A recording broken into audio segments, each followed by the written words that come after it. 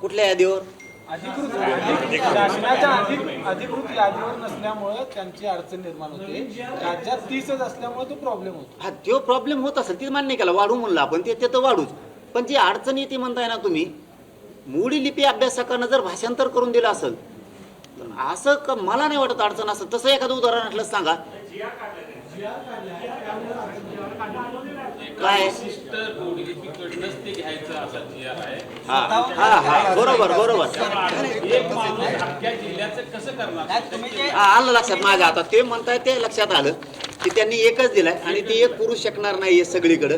असा त्यांनी जी आर काढलाय की एका जिल्ह्याला 2 किंवा 1 तर तो पूर्ण जिल्ह्याला पुरू शकत नाही. ती संख्या 100% वाढू. मला असं वाटलं की दुसरे त्यांचं असं म्हणणं होतं की भाषांतर केल्याच्या नंतर तहसीलदार घेत नाही, असा प्रकारच नाही. एकाकडून कुठपर्यंत जाईल हेच ना, ते वाढू. या संदर्भात आम्ही निवेदन आपल्याला दिलेलं आहे.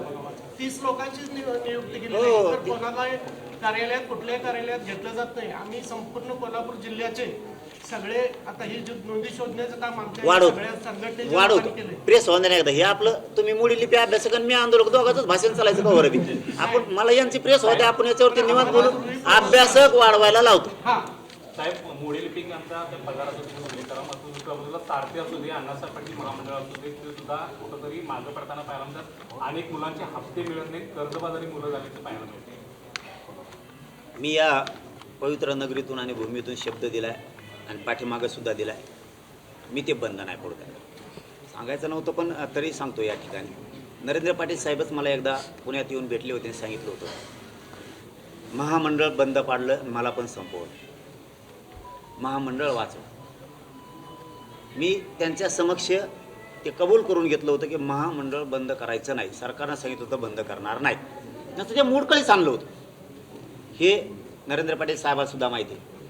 आणि आता थोडं थोडं करून काय ना निधी वाढून ते पूर्व पदावर 100% आणणार. मी बंद मात्र सारथी सुद्धा आणि महामंडळ सुद्धा नाही होऊ देणार. जवळ जीवात जीव आहे तोवर मी लढत राहणार. कारण ती स्थापन करण्यासाठी राजेंना किती त्रास घ्यावा लागला होता स्थापन करण्यासाठी, ते किती आंदोलनं करावी लागली होती.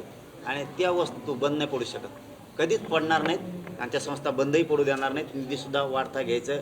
प्रत्येक बैठकीत आमचे त्यांना सांगणं आहे. नसेल तर मी प्रचंड मोठं आंदोलन करेन. तेवढंच माझ्या हातात आहे. जर तसा काय अंदाज दिसला तर आंदोलन राज्यात यांचं फिरणं बंद. आपला आणि आपण ते करू शकतो. तुमची एक मागणी होती मराठा मंत्रिमंडळ स्थापन करण्याची, काय नेमकं त्याच्यात पाठपुरावा? मराठा आणि कुणबी स्वतंत्र मंत्रालय असणं हे आवश्यक आहे. समाजाच्या असणाऱ्या अडीअडचणी समस्या त्यातून आपल्याला सोडवता येतात. एवढा मोठा समाज असून सुद्धा किती दिवस त्याने दारोदारी एक कागद घेऊन फाईल घेऊन हिंडायचं. त्यापेक्षा त्याचं स्वतःचं स्वतंत्र जर मंत्रालय असलं तर त्यांना त्यांच्या आर्थिक बजेटपासून तर त्यांच्या बांधापर्यंतच्या समस्या हे सोडवण्यासाठी हक्काचं व्यासपीठ त्यांचं स्वतंत्र मंत्रालय होईल. ते मी लावून धरलंय. त्याच्यात